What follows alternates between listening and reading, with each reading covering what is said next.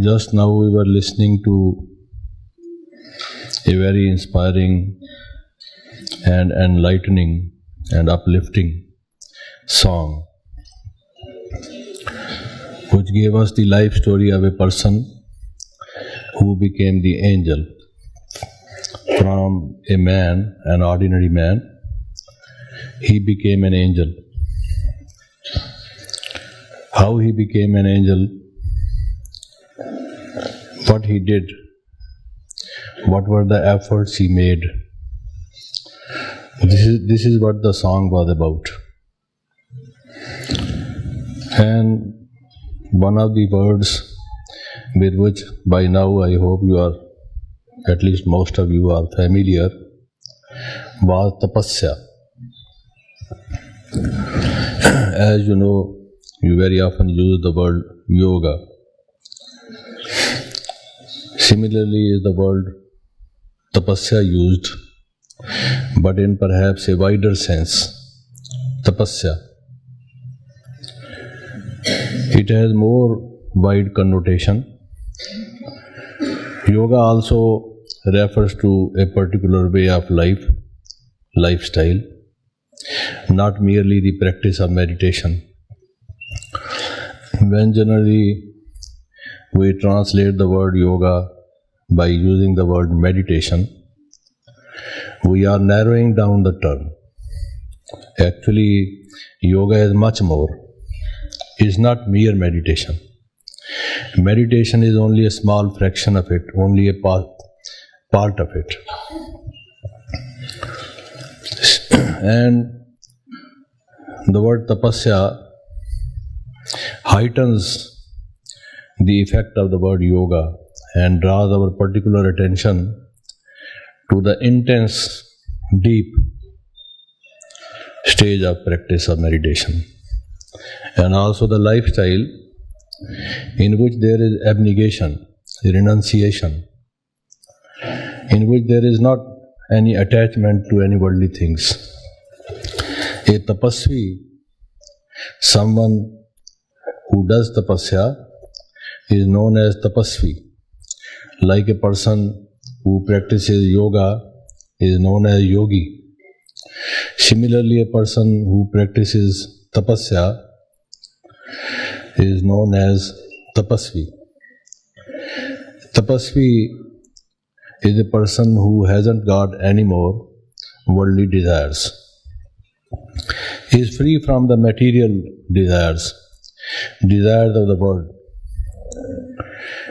He is not attracted by things which are gross in nature, which are short-living and would give us only worldly comfort, the creature comforts as they call it, only for a short while. And thereafter we come back to the same stage.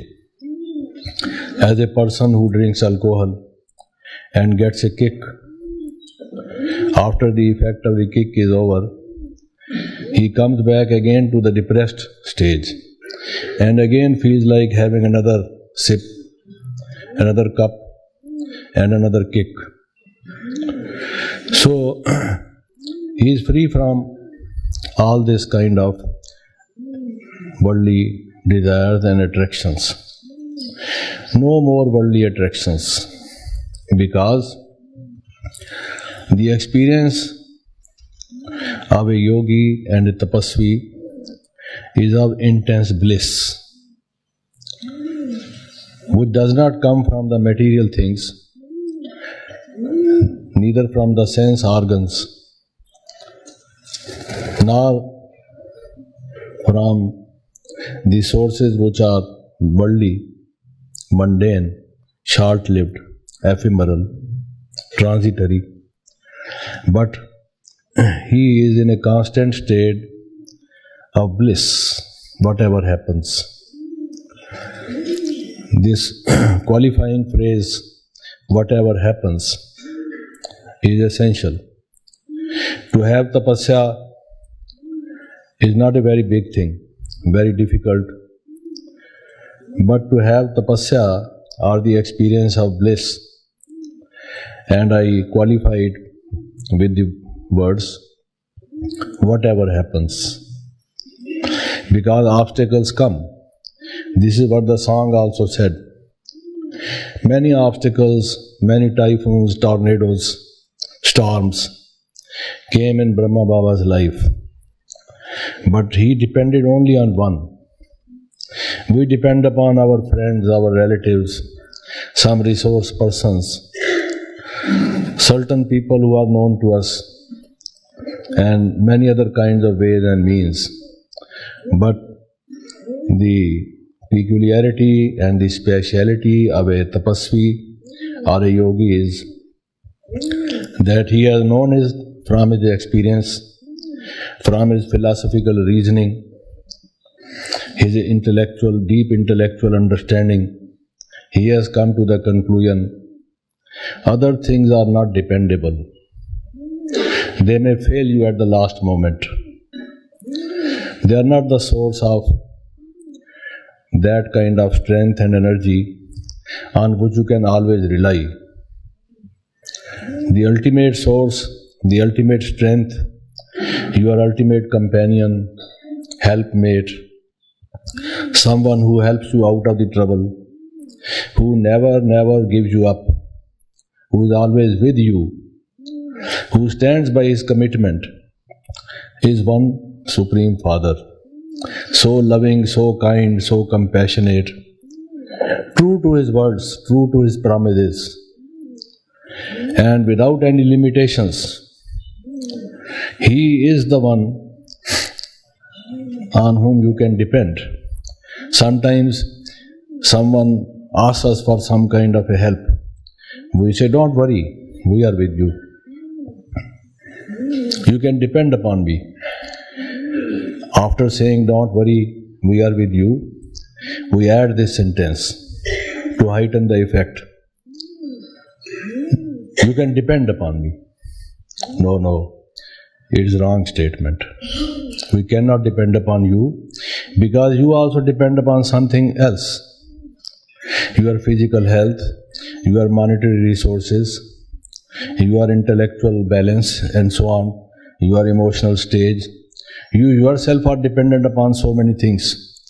And if you lose your balance, and if we are balancing on you, we also fall with you. So the only one on whom we can depend, as the word depend really means, is the one. Therefore in Hindi they say, ek bal, ek bharosa. You can depend upon only one true source of strength, of help, of succor, of sustenance. Someone who comes to your rescue, who is your savior, who helps you under all circumstances. Human beings say, if and but.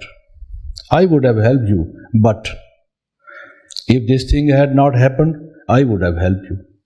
So they always qualify their statements by ifs and buts. But God never says ifs and buts. If He says, I am with you, He is with us under all circumstances, in all conditions. Because such is His unwavering love, you can really depend upon Him. So, this song was giving us the very inspiring, elevating, uplifting, strengthening our mind that, O human beings of the world, we tell you of a person, the life story of a person who from an ordinary became an angel. Would you like to listen how he became an angel? So that story gives us some hints how he became an angel. And among many things, two important points which were being mentioned were one, that he was a tapasvi. One does tapasya after getting some understanding, some belief. The basic thing is the belief system. When you know that other things do not last, this is the everlasting thing. So the one speciality of the person, one thing which he did in his life, which changed him into an angel, was tapasya. And the other is that he depended upon none but one. So depend upon none but one, that was a special qualification, a very, very special effort of the person. Storms came. The life story mentions so many storms came, and he remained unshakable. He had unmitigable faith under all circumstances because he had full faith in one. And the result was that he became an angel. Now, in order that we may also get transformed, change our sanskaras, give up our shortcomings, have divine qualities in ourselves, become a yogi of a high quality, or by whatever other words you may express our efforts. One thing is that we have to constantly do an endeavor, make an effort, and for that we require a role model. There should be someone practically living that kind of a lifestyle, and we should be able to see that that leads to success, that leads exactly to the goal, which is your dream. So a role model to follow is essential. In moral education, you may give moral teachings for hours and hours, days and days, months and years. But unless and until there is a role model, inspiring role model, whom to follow, the person does not make any sizable progress. Because we say the whole world is like that. Oh, you talk of honesty, you talk of tolerance, you talk of a way of life in which there is absolutely no hatred, no anger, no malice. Who is the person? Can you show us one among the multitude of humanity? Any person free from this? Everyone has this. So we are not an exception, we say. So we want to make excuses that if we can't become, because this is the very nature of man. Man wants to rationalize his failures also. He does not easily admit that he has failed. He says, yes, even if he admits he has failed, I would not have failed, but because this man let me down. I would not have failed if this had not happened. We rationalize things, And now we don't want to change. And one of the things which we use for rationalizing why we are not changing, because we are having masks and we want to show that we are persons, we want to change. It's not that we don't understand, we do understand. And one of the reasons we generally give is, all the people of the world have anger, sex, lust, greed, attachment. Just read the history of humankind. Can you point out, can you lay your finger on even one single person who was absolutely free from all these? Human beings are liable to err. After all, we are the spirits in flesh, and the flesh imposes certain limitations on the soul.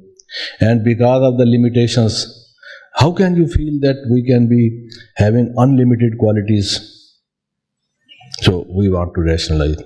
But if you have a person who under circumstances which were provocating, which were irritating, inflaming, and which were strong enough to divert the attention of a person from the right path to the wrong path, if he remain unchanged and moved from progress to progress, then we say, yes, now we know. Here is the person we want to follow. So that is what the song was given. Now, that is just when I was listening to this song, it came to my mind how inspiring it was.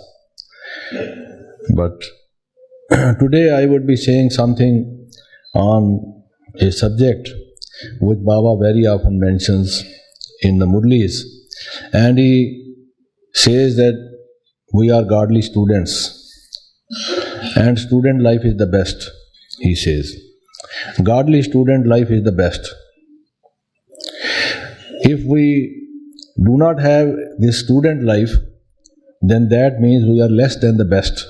Even if we are not the worst, if we have not reached that stage of deterioration, at least we are not the best. So one of the things which he tells us is godly student life is the best. Study, have knowledge, wisdom, practice meditation, try to have divine qualities in your life, and so on. So this is what refreshes the soul, renovates the soul, fills it with strength. From strength to strength it builds up, and so much more transformation takes place. Now in this process of education, now many people have defined education in different ways. What is education? What is knowledge? Various educationists, Eastern and Western, have defined education in various ways. But one of the important things in the present context in which I am speaking this evening is education by its very nature is transformatory. It cannot be that you get education and you don't change. Education definitely brings some change. Maybe for your betterment, and if it is wrong type of education, wrong type of information, wrong type of knowledge, false knowledge, fake knowledge, then it distorts your personality. It spoils your character. It leads you to your moral deterioration, degeneration. But it does have an effect on your personality. Education without affecting your personality, without changing your attitude, your outlook, your lifestyle, is an impossible thing. Therefore, if we want to change the world, the lever which we want to use is education. Without education, you can't change the world. You can't change even a single human being. Education is a process or a tool of transformation of a human being. Now, in this education, there are certain tests, as always are in education. When you study, there are some tests in theory as well as in practice, in both.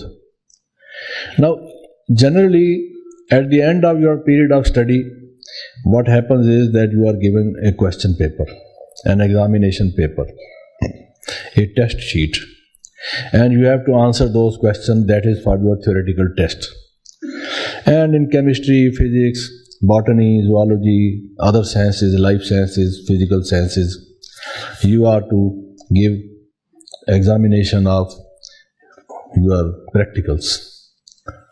Both the examinations take place, and they are necessary to assess whether you have rightly understood, the things have settled in your mind, do you understand?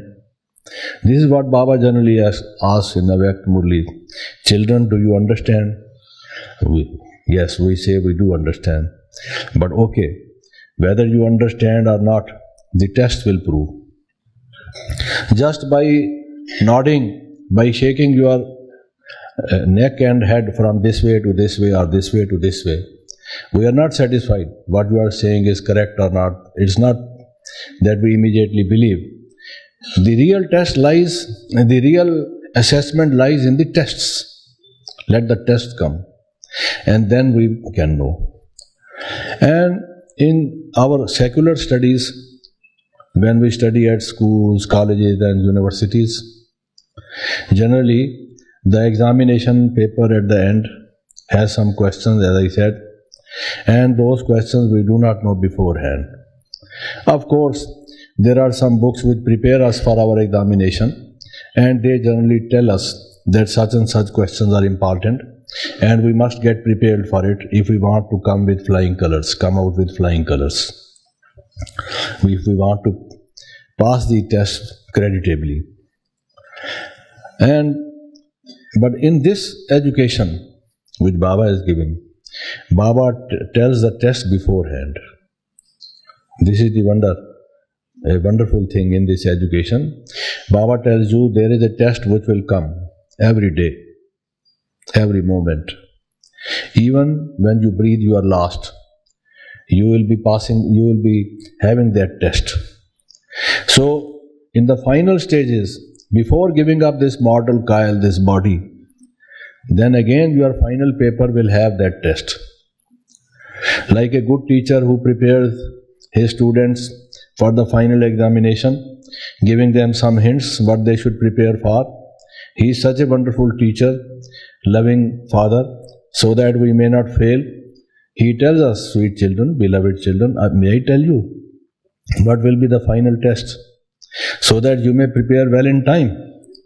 And one of the tests he tells is of attachment. This test will come until the end. Attachment. So, nashto moha, you must have heard this Sanskrit word, phrase, nashto moha, which means all your attachments are gone or not gone. This is the question. Whether you are totally free from all kinds of attachments to things, to persons, to certain conditions, certain circumstances, certain ways of life, so on and so forth. Do you have even a little bit of attachment, or you are totally free from attachment? This question will be there even in the final assessment. In Hindi, you must have heard Baba saying very often, lagao and jhukao.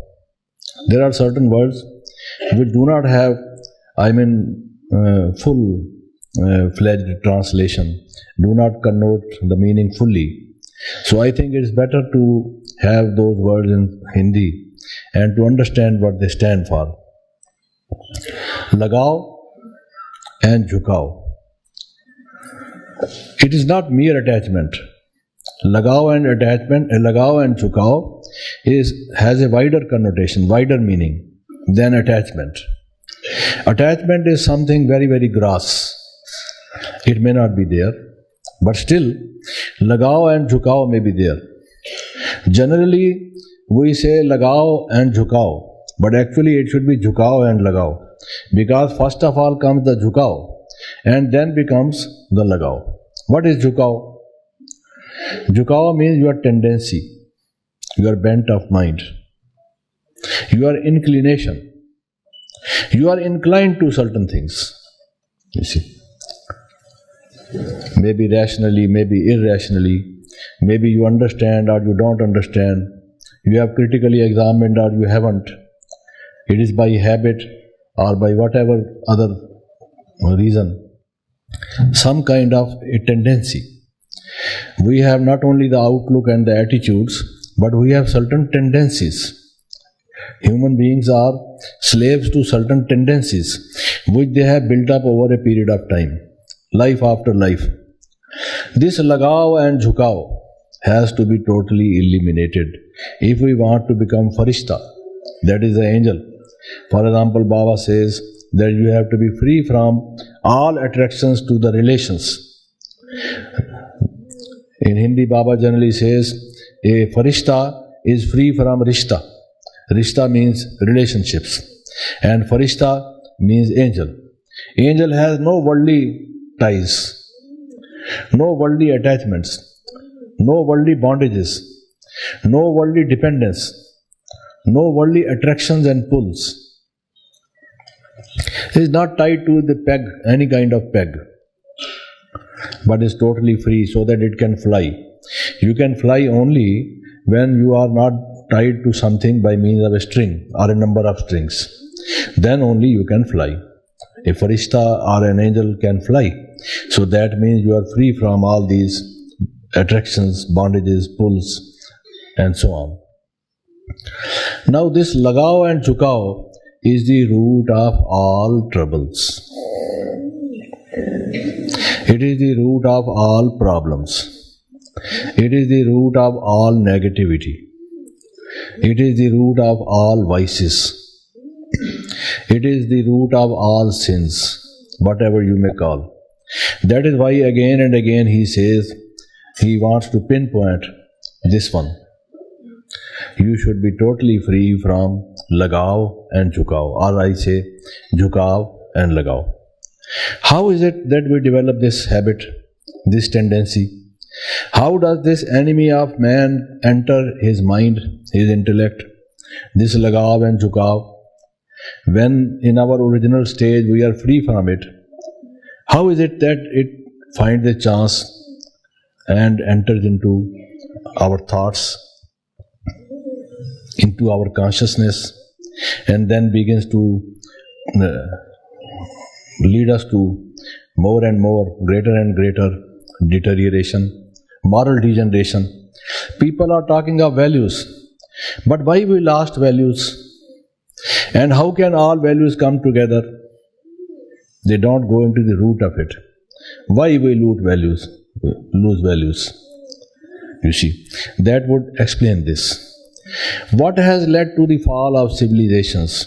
If you read the history of civilizations, certain civilizations rose to their height and gradually they fell and they got wiped out. Another civilization came in its place, and they were things only of the past. We have some remnants left, and the civilizations themselves have disappeared. Where did they go? What destroyed them? What was the reason? You will find answer to so many questions by understanding this question, this basic thing. Oh, these two words, jhukao and lagao. These two have destroyed the whole human nature, the human fabric, moral fabric. And therefore, they being very, very, very, very, very, very dangerous, we must know them and we must try to eliminate them from our path. Else, you may try your best. Okay, do many efforts, whatever you like. You cannot make any substantial progress. They are the greatest hindrances, the psychological barriers. They are holding you to your place. They won't allow you to march even one step ahead. So, if that is the case, isn't it that we should understand them thoroughly? Jhukao and lagao. I hope you will never forget these two words from now on, jhukao and lagao, because they are very dangerous. If you can remember so many words, why not these two? Who are the main culprits? Pardon? Yeah, I'll come to it. What is jhukao and lagao? Slowly? I should speak slowly?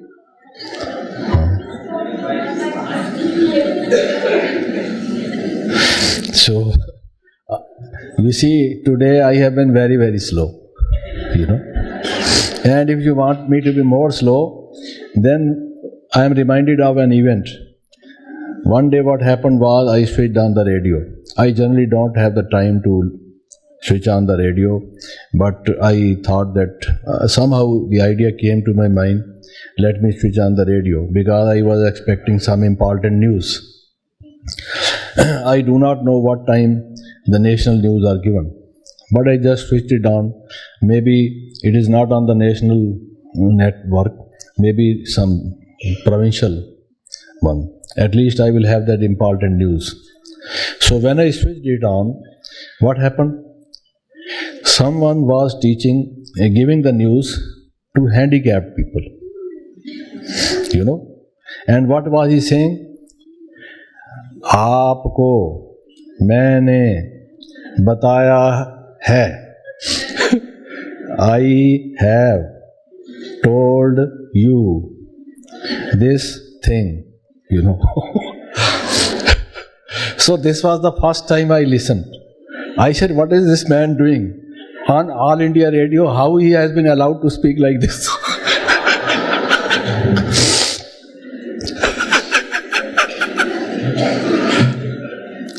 I didn't know, because it was my first experience, first exposure to this.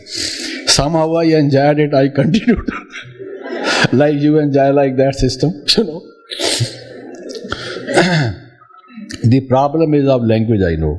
It's not that you can't understand, you understand it very fastly. You have a very quick mind, but perhaps I speak very fast. I will try to change my speed, because someone has to translate, If again I become fast, you have to remind me. You have to warn me rather, okay? All right, thank you. So what happens is, how it starts, that jhukao and lagao. The first thing is that we live in proximity, in neighborhood, or closely together with some person or with something. This is how it starts. We come in contact with some person or with something. Then it is human nature. Either you like it or you don't like it. You see. Because it depends upon your tastes. You like it or you don't like it. So, there are certain persons, certain things which you like. For example, you like the ice cream, isn't it? Okay. You like so many things. So, certain things we like, other things we don't like. This is how like and dislike begin to develop. Like and dislike. At that stage, it is very mild. It is not that harmful. It is only you are giving your opinion in an innocent way. Something suits you, something does not suit you. Someone likes the yellow color, another likes the blue color. So like and dislike is not a bad thing, But this is how it starts. You like certain things, you don't like certain things. Then that likeness develops into desires. It inflames your liking for those things. It becomes stronger. It takes more strong roots, like. Then you have that wishes and desires.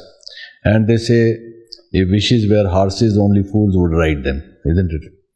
So your wishes become so strong. You want to have them. Not want to have them, you wish to have them.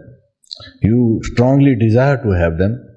You have the ambition to have them, and so on. This is how it grows stronger and stronger. You like. Like we live with the body. You like certain things because of many reasons. It's not simply because of your tastes. Maybe because out of necessity. Because you are interested in something. And that interest may not be wrong. For example, we are interested in the health of our body, in the proper growth of our body, in the proper maintenance and sustenance of our body. So that is not bad. It is something natural and something understandable. It is okay, fine with it. Because we have to do our daily chores and our actions with the help of this body. We do require them. We have pain and disease if the body does not keep fit. So it is natural that we take interest. So those interests or desires, likings, because of that contact, because of that closeness, because of that proximity, because of that neighborhood, they get stronger day by day, Then you begin to identify yourself with them. Take for example someone who is very friendly to you. You are an intimate friend. You get so much identified if you have not eaten and that person you give that thing to that person, says, no, you should also eat. No, it is same. If you eat, think that I have eaten. How can I think that you have eaten? Your stomach is different from my stomach. Your body, your mouth is different from my mouth and stomach. How should I believe this wrong thing that if I eat, so you have eaten?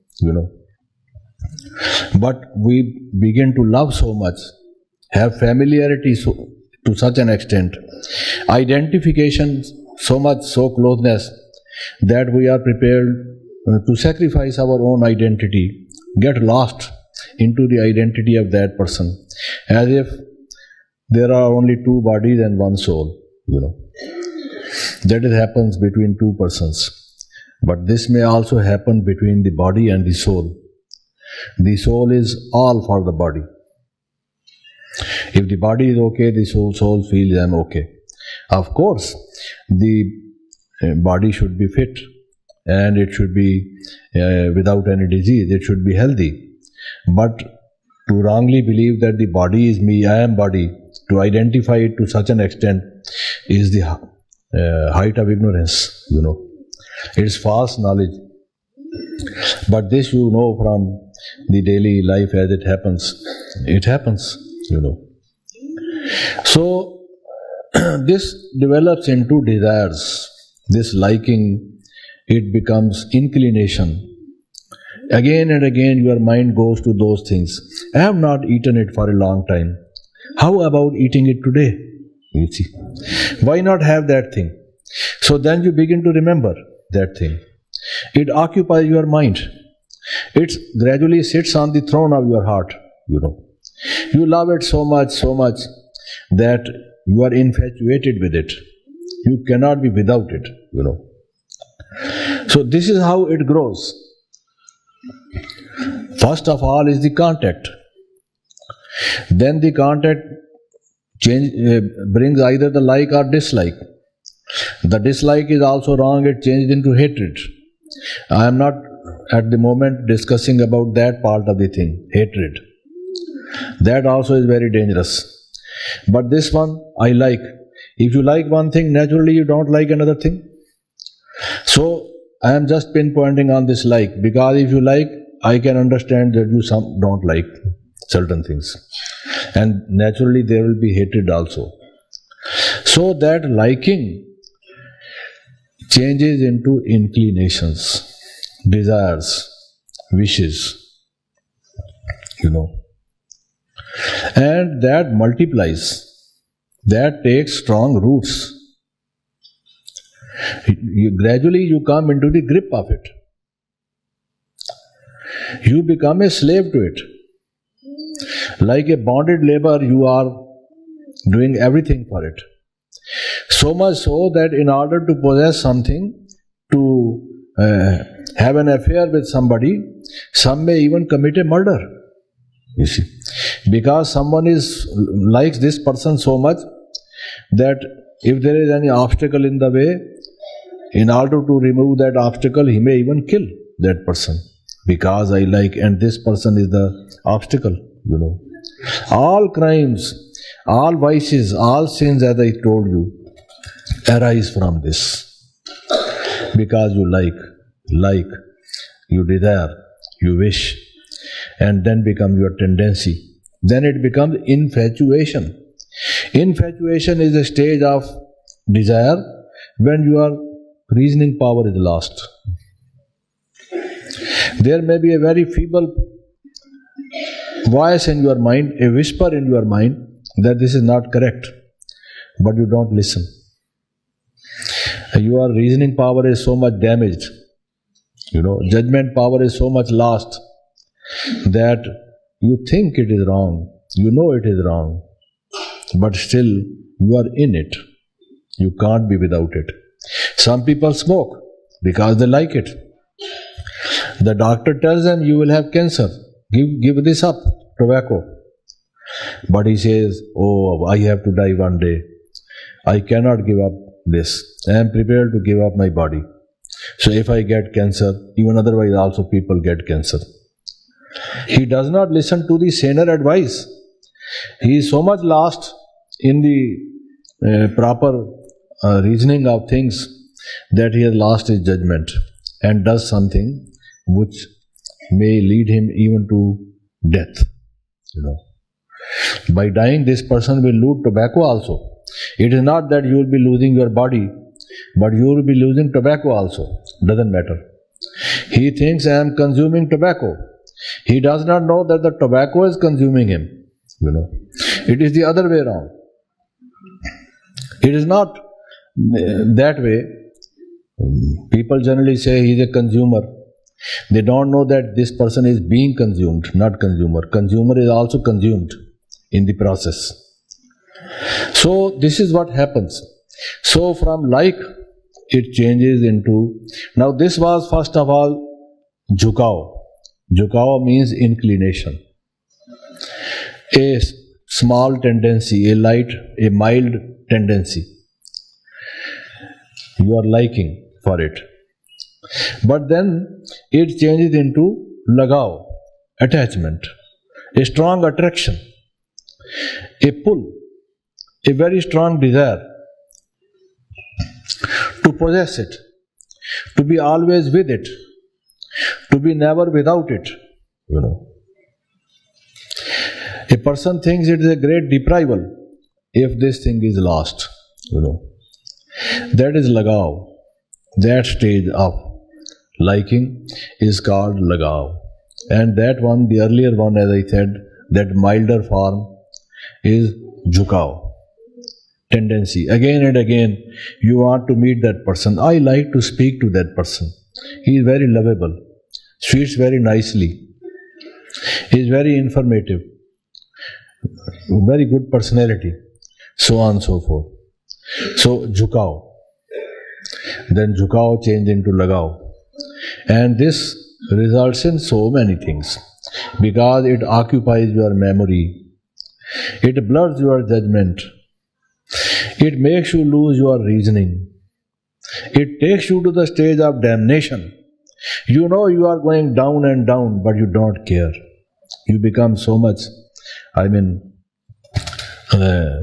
forgetful of the results, neglecting the results, that you don't mind even your ultimate damnation. You see. So isn't it so harmful when a person loses his intellect, his judgment? If judgment is lost, everything is lost. They say if character is lost, everything is lost. I would say if judgment is lost, everything is lost. If judgment is lost, character can still come back. But if the judgment is lost, character cannot come back. You see. One should first of all have this power of judgment, And this is so dangerous. It cuts the roots of our judgment, reasoning power, argumentation, understanding of right and wrong, and closing our eyes to what is happening. I will tell you how it affects, So therefore, Baba says, you must be nashto moha. You must give up this lagav and jhukav, this attachment, this tendency, this strong inclination, because it is not yogi-like or a tapasvi-like to have this kind of a thing, Now, what are the signs and symptoms of a person who has lagav and jhukav? In order that we may peep into our own mind and see whether we have that lagav and jhukav, how much of it we have. Like you take a thermometer, put it under the tongue in your mouth, and then you see what the temperature is, whether the temperature is high or it is normal. So, what I would be saying would be something which works like a thermometer, so that you can see your own self. You need not have any doctor for that purpose. Just to give you a temperature, a doctor is not required. You can take the thermometer and use it. In order to take your heart graph, you see, or your brain graph, some doctor is required who has this technical knowledge, the medical knowledge. But in order to know your temperature, you can yourself use the thermometer. Similarly, this is a thermometer which I would just be mentioning to you, how to assess whether and how much we have this jhukao and lagao. Yes? I am not fast now? Okay? Alright, thank you. You should thank me, but I am thanking you. Okay, thank you. Alright. This is called cooperation, Yeah. Now, any person who has this jhukao and lagao, or if we have ourselves this jhukao and lagao, then the first thing, not necessarily in that serial order, but I'm just mentioning that one thing, is that we will have partiality towards some persons. Partiality. Favoring some persons. Not doing justice.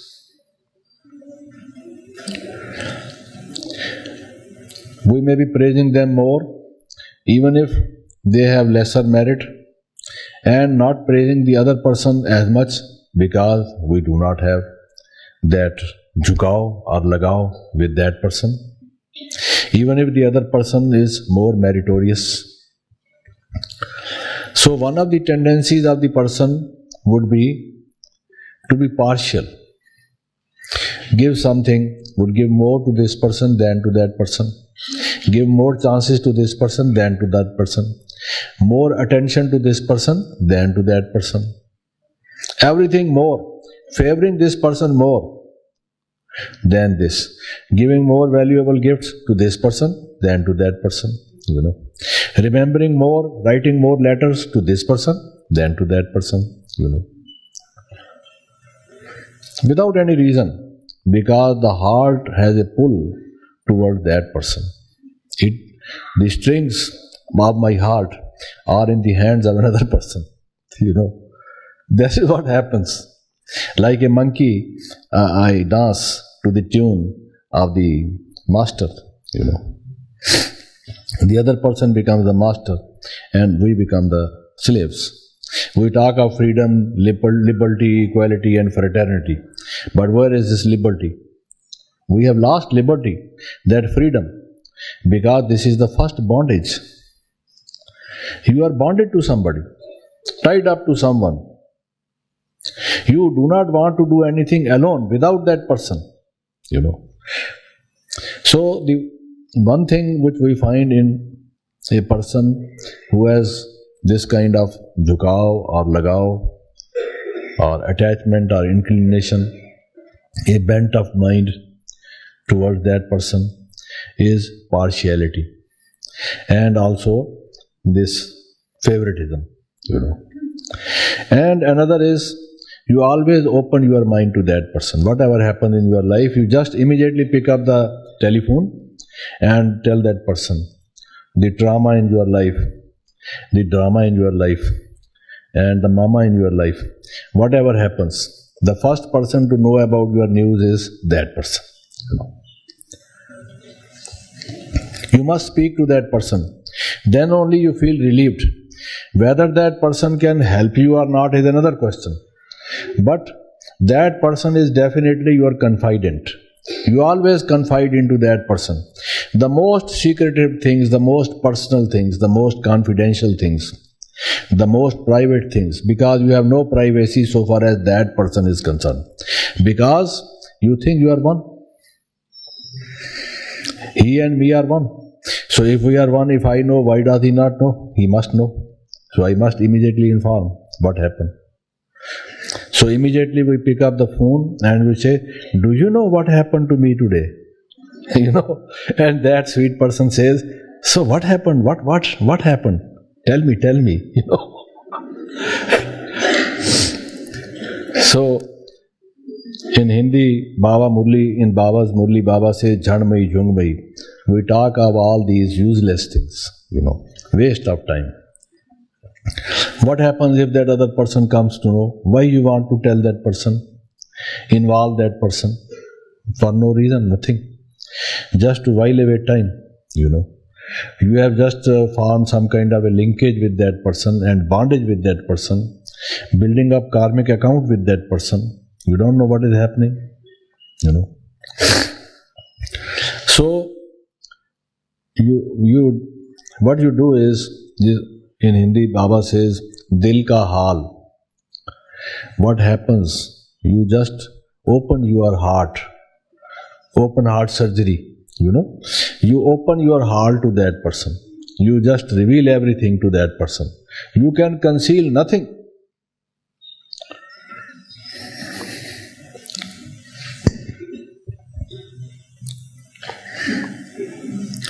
Then Another thing, if that person becomes demanding, demands something from you, expects something from you, because every human being has some kind of expectations from others, some kind of demands from others. Some may be more demanding, others may be less demanding, and also commanding. Some may be more commanding, others may be less commanding. There are some people who are demanding, but there are others who are demanding as well as commanding,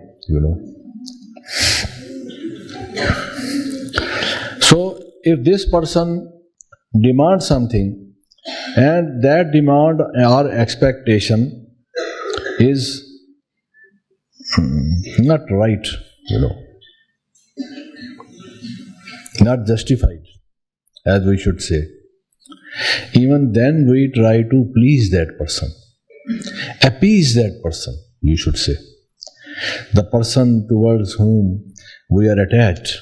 We want to please that person at any cost, So this appeasement, or the way, the policy, the attitude, the tendency to please that person at any cost, if that person is happy, I am also happy, That is my outlook. The thing is, I may be unhappy, but this person should be happy, He or she is my life. If happiness dwells there, I am happy, you see. I am prepared to lose anything for that person, and to bring the moon for that person, even if I cannot go to the moon, but I claim I can bring the moon for that person. So I am prepared to do anything for that person, to appease, to please that person, to fulfill the demands of someone with whom we have that kind of attachment, Such is our judgment last. Then we have emotional dependence on that person, which is very dangerous. Emotional dependence. That person should take care of ourselves. If that person says a soothing word, we feel comfortable, we feel happy. If that person, because other persons sometimes are not nice to us, they do not behave gently with us, we feel hurt, then we are expecting some kind of a comforting word from this one.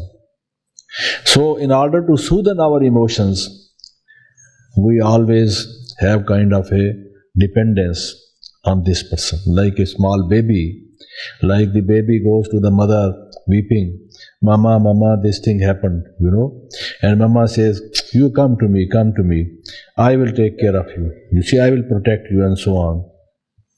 So the child is dependent, that baby is dependent upon the mother, as a protector, as a comforter, as a sustainer.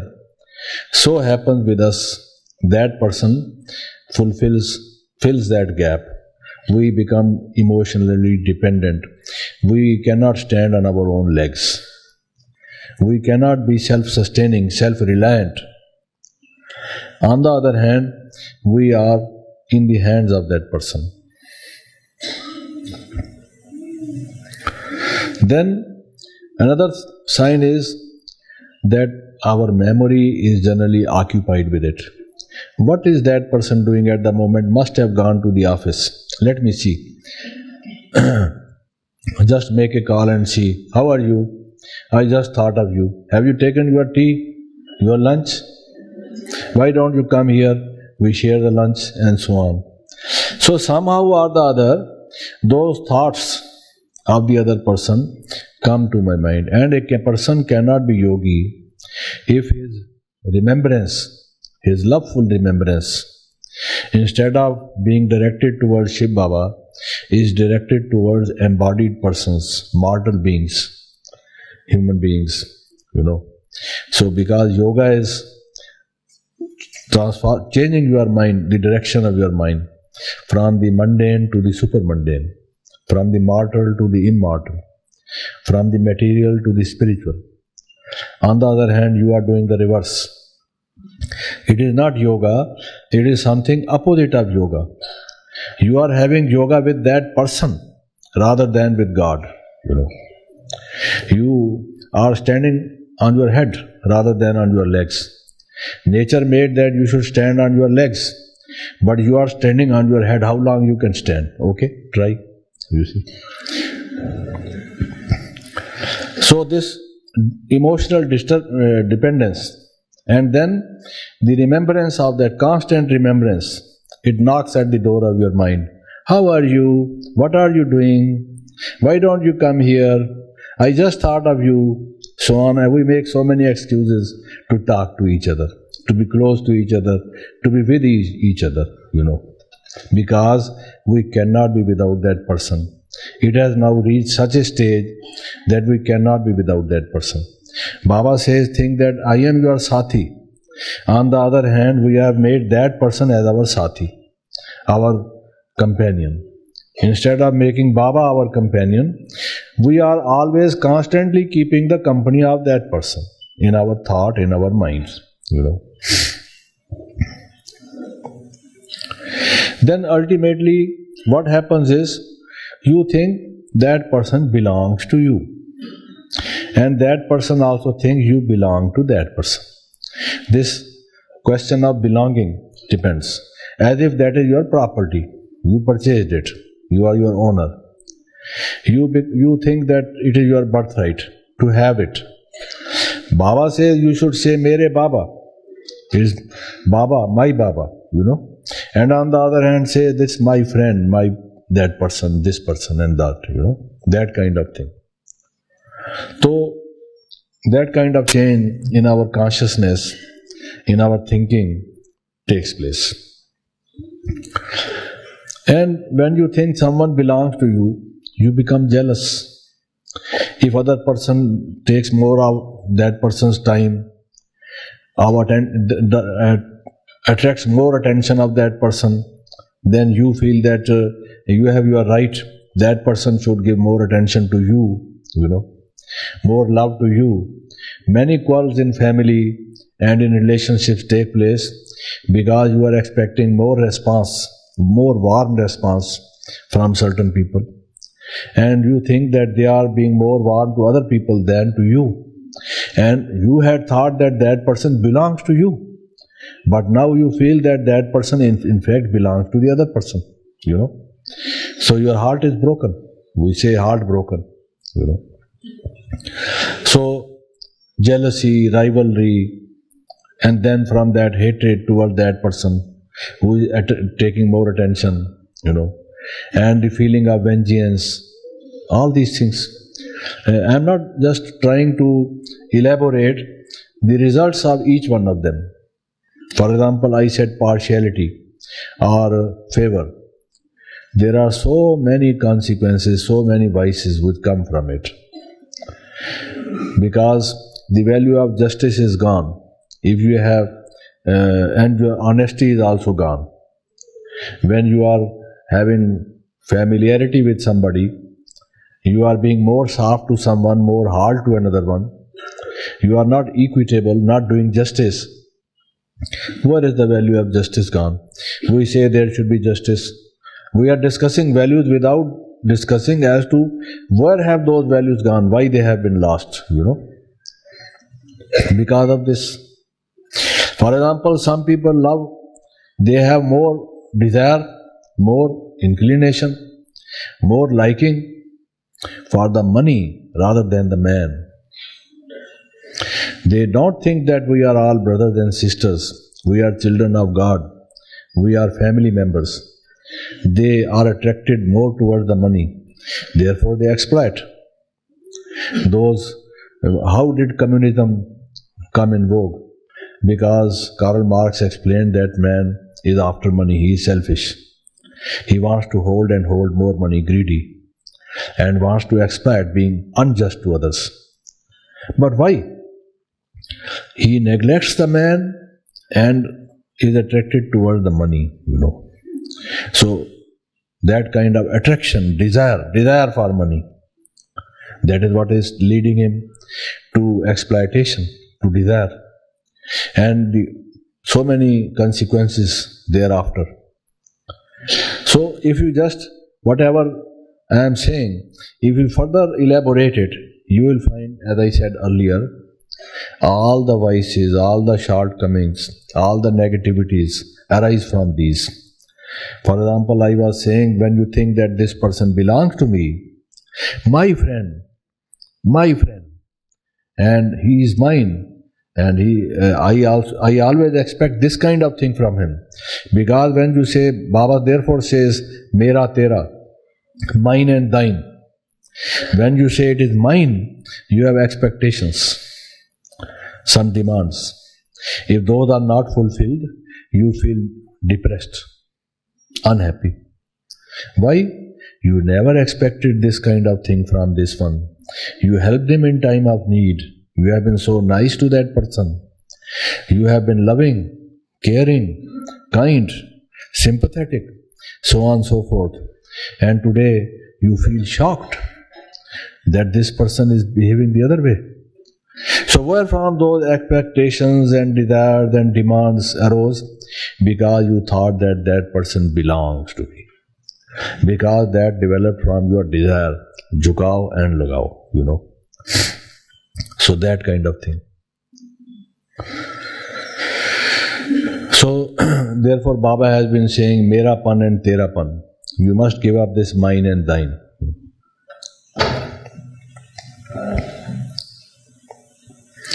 And then you feel pain. They say the pangs of separation. When someone whom you love so fondly gets separated from you, you are distanced from that person in terms of space, communication, and so on. Then you feel that there is something wanting in your life. You have lost some treasure, something valuable, something important. So it's painful to you to be separated from your near and dear ones. They say near and dear ones, What do you mean by near and dear ones? Because you have developed some likes, desires, identifications, closeness, intimacy, deep inclination of being close. And the result is that the world is a changing drama. The two situations are never the same. All the days cannot be the same. A time has ultimately to come when we must depart. No two persons are always together, by mind, by thought, by intellect, by emotions, and physically close, and so on. Some kind of separation has to take place. If it doesn't take place in our lifetime, then at the time of death, there is separation, which you cannot, prevent from happening. That is something which is beyond your control. Death, they say, for example, in the covenant of marriage, that we will take care of each other until the death departs us both. That is how they take the oath when they marry. So death ultimately marks the departure of two persons, and therefore people cry, they weep. Why you weep? Why you cry? Oh, someone whom I loved fondly, with whom I have been all this while, on whom was my emotional dependence, whom I thought is my own, one who was very near and dear to me, and so on, so on. So there is trauma. Some people get even cancer because of this trauma. They love their wife so much. A person loves his wife so much, he cannot be without that one. The wife loves the husband so much, they cannot think of separation. They are so closely dependent upon each other, eat together, drink together, so on and so forth, do everything together. You can understand ... And now they have been separated, So, when they are separated, you begin to weep. Why you weep? Why you cry? This is the drama of life. Don't you understand? The life has got changes, and these things must happen one day. Anyone who is born must die, An ultimate final hour comes when someone has to leave the body because he took body someday. Did you never expect, oh, I never thought it would happen today, or so quickly, so soon. So that kind of emotional disturbance, dependence being there is a shock. What do you mean by shock? Unless and until there is dependence. There is dependence, and when you are shaken, so there is the shock, that happens. So they don't want to be separated, they want to be close. And then what happens is, anyone who talks ill of that person whom we love, defames that person, tries to lay some blame on that person, accuse that person, allege something against that person, then we hate this person. Because I love this person, he is saying something against this person. So they say, the enemy of my friend is my enemy too. It's not maybe that he loves me, maybe he is not my enemy, he is the enemy of that person. But since he is my friend and he is the enemy of my friend, therefore I take it as he is enemy of myself also. So then I take the revenge. I begin to hate. I think what he is doing is wrong. I cannot tolerate. No, you don't know. I have been with this person for such a long time. I know this person is not like what you are saying. I want to justify, to protect that person, even wrongly, by giving wrong arguments, which are not valid as a matter of fact. So what happens is, this thing happens. If you just go deeper into it, you will find that all these things come from that jukao and lagao. And ultimately what happens is that the net result of all this, jukao and lagao, the judgment is shown like a balance. Graphically, in graphics, in pictures, if you want to show judgment, they show the two pans of the balance, isn't it? Pans of the balance, and in level, not one up and one down. But this jukao means one pan of the balance down, the other pan up. Balance is lost. Balance of judgment is lost. That is the greatest loss. There are all other kinds of losses which I mentioned. But the greatest loss is that I habitually become a person who has lost his judgment, who has become blind, so to say.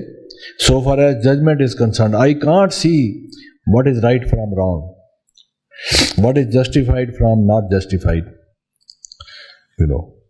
I can't draw the line of demarcation between the merit and demerit. That is lost. And when that is lost, Baba says, everything is lost. Because it is the judgment how we change. Baba says, judge yourself. When we are given the 1 week course, take for example, on the very first day, we being told that we are souls, not this body. Judge yourself, who you are. What is this consciousness? Then, who is the Supreme Being? Who is God, our Father, and so on? Judge yourself. But if judgment is lost, everything is lost. We can't change ourselves. We can't transform ourselves. That is what happens, So this is the result of jukao and lagao. Then another thing which Baba has been talking about very often in Murlis is transformation, self-transformation. And I said earlier that education is a process of transformation. Education is a tool of transformation. Education brings change in our outlook, attitudes, lifestyle, behavior. It enlightens us. Since it enlightens us, therefore it changes our pattern of thinking and our judgment. It makes them better, and the result is that we are transformed, we are changed. That is why we get this education daily, so that gradually we may change. Now, Baba has been saying again and again, children, I have been telling you all these things for so long. Why don't you change? What makes you keep waiting? Why you tarry? Why you don't make any progress, move forward? What are you waiting for? The time is limited. We have been given the period. And Baba says, destruction will come suddenly. I won't warn you beforehand that on such and such day, at such and such time, in such and such way, destruction will start. It will come, on the other hand, when people are not expecting it. They are sleeping over it. They think, they will say, oh, they have been saying it like this. Destruction will not perhaps come. When they begin to think like this and sleep over important things of life, children, that is a sign. Then will destruction come. So if that is the case, why don't we change? What holds us from changing? So the other thing I will be discussing this evening, with whatever little time is left, is about self-change, self-transformation. Because we say that if we change the self, then only we can transform the world. The world transformation depends upon our own transformation. Now, how should we transform ourselves?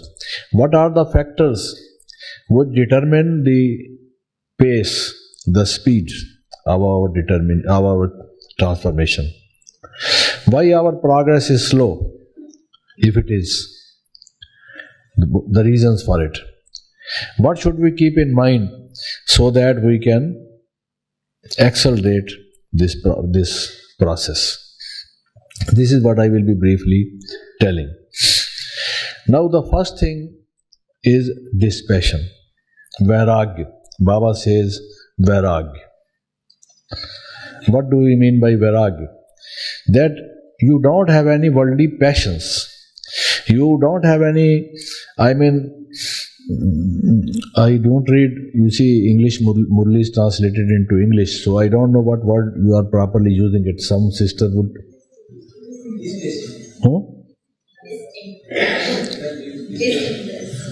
Disinclination. Disinclination.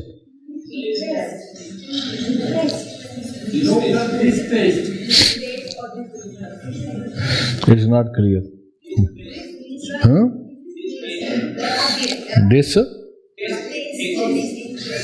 It's not clear. यहाँ नजदीक आके थोड़ा बताओ क्या?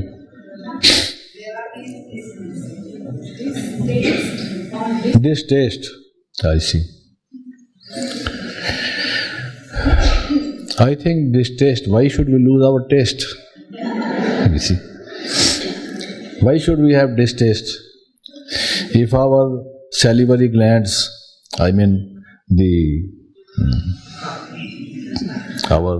those points in our tongue which give us the taste, we lose it, then it becomes distaste, no? So, to me, generally in religious literature, they translate as dispassion. You don't have any passion for it, any attraction for it. If you want to call it distaste, it is up to you. But I would say it is dispassion. It is not any attraction towards those things. Disinterestedness, you can say. Instead of saying distaste, you are not interested anymore. You have lost your interest in it. Total interest you have lost in it. To me, that is vairagya. In things worldly, in things material, in things which are grasped by nature, in things which are transitory, in things which pertain to our sense organs, our body, which are short-lived, they are of not any longer deep interest to us. We don't have any passion. It is not that we cannot remain without it. We are not passionate about it, So that I would say is dispassion, vairagya. Total disinterestedness. Very often it so happens you lose your interest in something. For another person, they say one man's meat is another man's poison. Some person thinks that without meat, without non-vegetarian diet, so diet is no diet. It is distasteful. To them it is distasteful, So that distasteful is not vairagya. That they have vairagya for those meat and everything. No. On the other hand, if you lose your interest in these things totally, that is dispassion or disinterestedness. You are not getting any kind of a savoring kind of a experience from it. So the first thing is that we must have dispassion. We must come to the understanding of the nature of the worldly things. What they are, how long they last, whether we should have them or we should not have them, what we should have, what we should not have. For example, food. It is not that you should have food should be distasteful to you. You won't eat distasteful food. Okay, let us know.